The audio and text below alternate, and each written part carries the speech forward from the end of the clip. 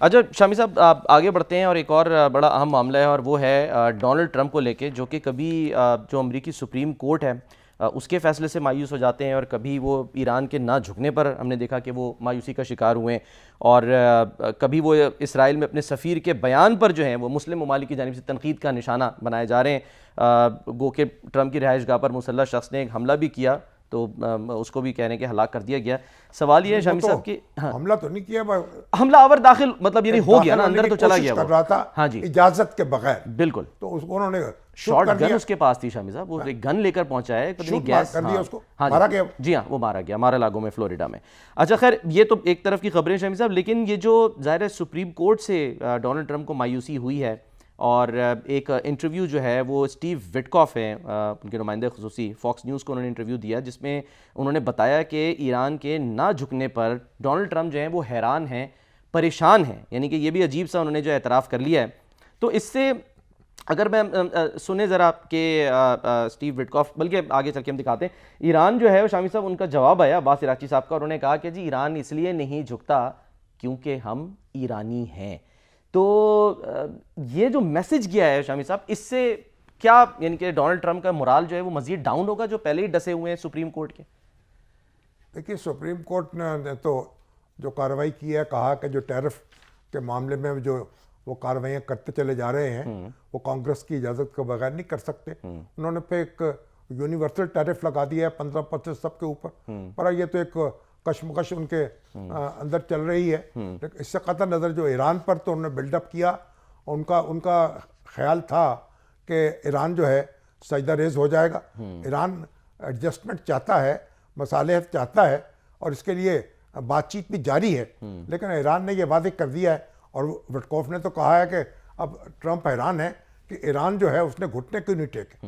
تو ایران بھی اپنی تیاری کر رہا ہے، روس کے ساتھ بھی اس نے ایک بڑا سمجھوتا کیا ہے ایک دفاعی ساز و سامان لینے کا، اور اپنے وہ میزائل اس کے پاس موجود ہیں، اور اس نے اپنی صف بندی کر لی ہے، جانشین اپنے مقرر کر دی ہیں خامنہ ای نے، اور سارے اس کے جو فوجی سپہ سالار ہیں اور دوسرے جو سپیکر ہیں اور جو دوسرے ممتاز لوگ ہیں، ہر ایک کے نشاندہی کر دی ہے کہ اگر ایک شہید ہو جائے گا تو اس کی جگہ کون لے گا۔ تو ایران جو ہے اب وہ جنگ کے لیے تیاری کر رہا ہے، یعنی وہ اپنا دفاع کرے گا۔ گویا یہ ایسا نہیں ہوگا کہ حلوہ نہیں ہوگا کہ پریزیڈنٹ ٹرمپ آئیں اور اس کو تاراج کر کے چلے جائیں۔ ایک لمبی جنگ بھی ہو سکتی ہے، لیکن اس سے یہ ہوگا کہ پورا خطہ جو ہے وہ متاثر ہو سکتا ہے۔ ایران جو ہے ظاہرہ کے جو اڈے ہیں امریکی ان کو نشانہ بنائے گا، اور اس کے لڑائی جو ہے پورا جو اس کے ہمسائے ہیں ان میں بھی اس طرح پھیلا ہوا ہے۔ تو صاف کہا ہوا ہے کہ جی ہم پر حملہ ہوا تو ہم تو ان اڈوں کو نشانہ بنائیں گے۔ لیکن ایران جو ہے وہ تو لڑنے اور مرنے کے لیے تیار ہے، وہ تو شہادت کے جذبے سے سرشار ہے۔ اب اس بات کی ضرورت ہے کہ اس لڑائی کو روکا جائے، اور میرا خیال مسلمان ممالک بھی اس کی پوری کوشش کر رہے ہیں، اور خود پریزیڈنٹ ٹرمپ جو ہے ان کے بارے میں بھی کہا جاتا ہے کہ وہ ایک بہت ہنگامہ کھڑا کرتے ہیں، اور جب دیکھتے ہیں کہ وہ اپنا جو اہداف ہے وہ حاصل نہیں کر پا رہے تو وہ ایک دوسرا۔ اسٹیو وٹکاف کا انٹرویو ہے، یہ صاف گوئی ہے یا یہ واقعی جنون پریشانی ہے؟ اور وہ بھی یعنی سپر پاور، دنیا کی واحد سپر پاور، اس کا صدر جو ہے وہ اپنے نمائندے خصوصی یہ کہہ رہا ہے کہ جی ہم نے یہ سب کچھ کر کے دیکھ لیا، ہم نے اپنے بحری بیڑے وہاں پہ کھڑے کر دیے ہیں، دباؤ ڈال کے دیکھ لیا، یہ آخر وجہ کیا ہے؟ ایران جھک کیوں نہیں رہا؟ تو سپر پاور جو ہے، اب آپ دیکھیے فوجیں تو لے کے آ نہیں سکتی، اس کی فوج تو زمین پہ آ نہیں سکتی۔ ہاں کہا تو یہی جا رہا ہے۔ اور افغانستان پہ کتنی دیر جنگ جاری رہی، ہاں جی پورے نیٹو فورسز آ گئے، بوٹس آن گراؤنڈ، امریکہ آ گیا، اس کا کیا نتیجہ نکلا؟ تو اس لیے مطلب یہ نہیں ہے کہ ویتنام میں ماضی میں کیا ہو چکا، آپ سپر پاور ہیں، ٹھیک ہے ایران کو بہت نقصان پہنچ سکتا ہے، پورا خطہ تاراج ہو سکتا ہے، لیکن امریکہ جو ہے ٹہلتا ہوا آئے اور ٹہلتا ہوا چلا جائے، ایسا تو نہیں ہوگا۔ تو بہرحال اس خطے کا مستقبل تو تقاضا کرتا ہے کہ بات چیت کے ذریعے سے مسائل حل ہوں، اور ایران پر حملے کی نوبت نہ آئے، اور ایران کا جو جواب ہوگا اس سے بھی ظاہر ہے پورا عالم اسلام متاثر ہوگا۔ تو ایک नई सूरत हाल पैदा हो जाएगी। शाहिद साहब, ये कहा जा रहा है कि जुमेरात को ये जो इनका यानी कि तीसरा दौरा है अमेरिका ईरान मुज़ाकरात का, वो जेनेवा में हो सकता है। ओमानी वज़ीर ख़ारजा ये कह रहे हैं, और जो ईरान के सदर हैं उनको भी इससे जो है वो उम्मीदें वाबस्ता हैं। वो कह रहे हैं कि हम कहीं ना कहीं करीब पहुँच सकते हैं। ऐसे में ख़बर आती है खबर एजेंसी से कि जी ईरान की जौहरी मुज़ाकरात में अमेरिका को अपनी तेल की सनत में सरमायाकारी की पेशकश जो है वो की जा रही है।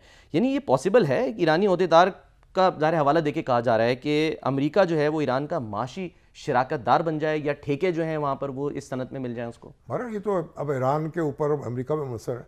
ईरान भी अपने पत्ते जो हैं वो होशियारी से खेल रहा है। अच्छा। और उन्होंने कहा है हमने अपने तेल के ज़खायर जो हैं उन पर तो कब्जा नहीं करने देंगे, वो तो कंट्रोल नहीं करने कंट्रोल नहीं देंगे। लेकिन ये है कि आप हमारे साथ शराकत दार हो सकते हैं। अच्छा। तो हमारा एक बातचीत है, फरीकान लो और दो की बातें कर रहे हैं, और हमें दुआ करनी चाहिए कि होश के नौकन लिए जाएं और ये मामला जो है इसको किसी तरह संभाल लिया जाए।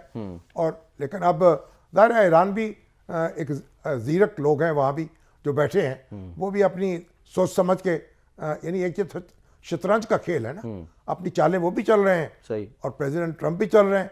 अब देखते हैं इम्कान। शामी साहब, आपको क्या लग रहा है जो मिसाइल प्रोग्राम है, आपको लगता है कि उस पर ईरान कोई समझौता नहीं करेगा किसी भी किस्म का? अब इस वक्त तो उनके एटमी प्रोग्राम का मसला है, और एटमी प्रोग्राम पे तो ईरान तो ये कह रहा है ना कि हम एटम बम नहीं बनाना चाहते।